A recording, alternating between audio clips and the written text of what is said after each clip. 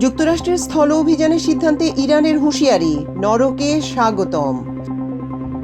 Trump বিরোধী আন্দোলনে কাঁপছে যুক্তরাষ্ট্র, রাস্তায় লাখো মানুষ। যুক্তরাষ্ট্র শিগগিরই ইরান থেকে সরে আসবে বললেন জেডি ভ্যান্স। তেল আবিবে ইরানের ক্ষেপণাস্ত্র হামলা, নিহত 1, আহত বহু। 38 দিন পর স্কুল কলেজ খুলেছে আজ।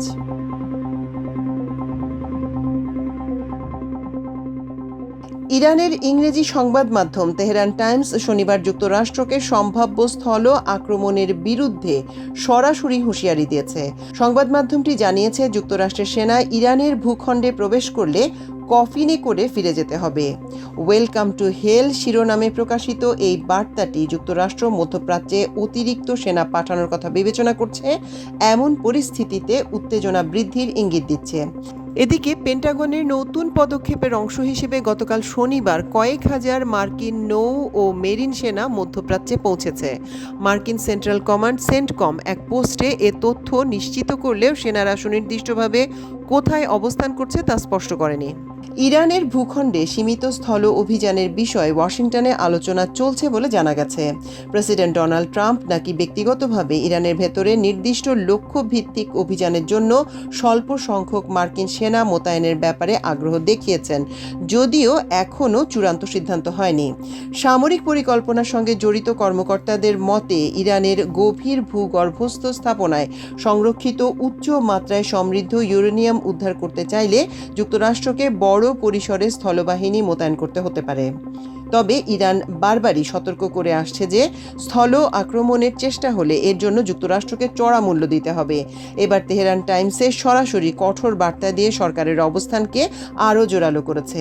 পত্রিকার প্রথম পাতায় ভিজুয়াল উপস্থাপনায় এই হুঁশিয়ারির তীব্রতা বাড়িয়েছে, যেখানে ভারী অস্ত্রে সজ্জিত সেনাদের একটি দলকে সামরিক বিমানের দিকে অগ্রসর হতে দেখা যায়, যা সম্ভাব্য সংঘর্ষ ও মোতায়েনের প্রতীক হিসেবে তুলে ধরা হয়েছে। সাহসী শিরোনামের সঙ্গে এই চিত্র ইঙ্গিত দেয় যে কোনো ধরনের স্থল অভিযান হলে তা শক্ত প্রতিরোধের মুখে পড়বে। পত্রিকাটি এই সতর্কতাকে পশ্চিম এশিয়ায় বাড়তে থাকা উত্তেজনার বৃহত্তর প্রেক্ষাপটে তুলে ধরেছে। হাজার হাজার সেনা মোতায়েনের সম্ভাবনাকে একটি বৃহত্তর সামরিক কৌশলের অংশ হিসেবে দেখা হচ্ছে।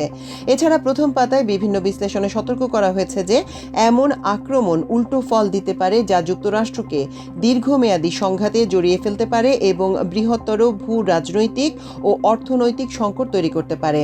কাদায় আটকে যাওয়া পরিস্থিতি এবং বাড়তি হতাহতের আশঙ্কাও তুলে ধরা হয়েছে।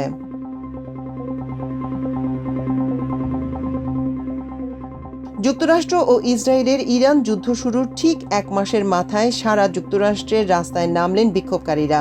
শনিবারের এই মিছিল ও সমাবেশ ছিল প্রেসিডেন্ট ট্রাম্পের দ্বিতীয় মেয়াদ শুরুর পর নো কিংস আন্দোলনের তৃতীয় দফা কর্মসূচি। নো কিংস ওয়েবসাইটের তথ্য অনুযায়ী যুক্তরাষ্ট্রের 50টি স্টেটে 3,300-রও বেশি বিক্ষোভের পরিকল্পনা ছিল। নিউ ইয়র্ক, লস অ্যাঞ্জেলেস ও ওয়াশিংটন ডিসিতে বড় বিক্ষোভ হয়েছে। রোম, প্যারিস ও বার্লিনেও সমান্তরাল কর্মসূচি হয়েছে। আয়োজকরা এবার বড় শহরের বাইরের রক্ষণশীল এলাকায়ও মানুষকে সংগঠিত করার চেষ্টা করেছেন। প্রগতিশীল অলাভজনক সংস্থা ইনডিভিজিবল সহ প্রতিষ্ঠাতা লিয়া গ্রিনবার্গ বলেছেন, এই শনিবারে সংগঠনের মূল গল্প হলো কতজন বিক্ষোভ করেছেন তা নয়, বরং কোথায় করেছেন সেটা। সবচেয়ে বড় বিক্ষোভটি হয়েছে মিনেসোটার মিনিয়াপলিস সেন্ট পল এলাকায়। গত ডিসেম্বরে এই এলাকায় ট্রাম্পের অপারেশন মেট্রো সার্চে 3,000-এর বেশি ফেডারেল অভিবাসন কর্মকর্তা ঢুকে জোর করে বহিষ্কার অভিযান চালিয়েছিল। জানুয়ারিতে সেই অভিযানে 2 মার্কিন নাগরিক অ্যালেক্স প্রেত্তি ও রেনি নিকোল গুড নিহত হন। এই হত্যাকাণ্ড দেশ জুড়ে তীব্র ক্ষোভের জন্ম দেয় এবং শনিবারের সমাবেশে তাদের স্মরণ করা হয়।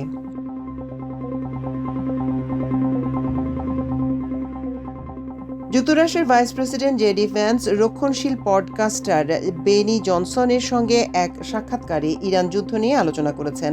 সেখানে তিনি বলেন, যুক্তরাষ্ট্র তার সামরিক লক্ষ্যগুলোর বেশিরভাগই অর্জন করেছে, তবে ইরানের সরকারকে ব্যাপকভাবে দুর্বল করতে মার্কিন প্রেসিডেন্ট ডোনাল্ড ট্রাম্প আরও কিছু সময় যুদ্ধ চালিয়ে যাওয়ার পরিকল্পনা করছেন। ভ্যান্স বলেন, প্রেসিডেন্ট আরও কিছু সময় এটি চালিয়ে যাবেন যাতে আমরা একবার চলে যাওয়ার পর খুব দীর্ঘ সময় ধরে আর এটি করতে না হয়। ইরান সরকার খুব দীর্ঘ সময়ের জন্য অকার্যকর করে দিতে হবে, আর সেটাই আমাদের উদ্দেশ্য।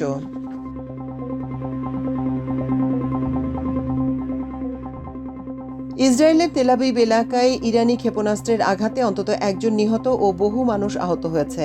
ক্ষেপণাস্ত্রটির ওয়ারহেড ক্লাস্টার বোমা থাকায় সেটি বিস্তৃত একটি এলাকা জুড়ে আঘাত এনেছে, আর তাতে আরও অনেকে আহত হয়েছে।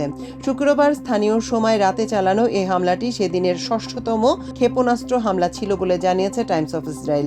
তেল আবিবে নিহত একজন ব্যক্তি নিরাপত্তারক্ষী, আর তার বয়স ৫২ বছর। ক্ষেপণাস্ত্র আঘাত হানার সময় তিনি বম শেল্টারে ছিলেন না।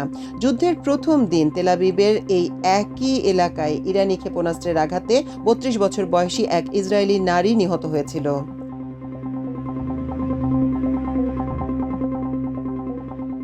রোজা, ঈদ উল ফিতর, স্বাধীনতা দিবস সহ কয়েক দফা ছুটি মিলিয়ে টানা ৩৮ দিনের ছুটি শেষে আজ রোববার খুলেছে দেশের সব শিক্ষা প্রতিষ্ঠান।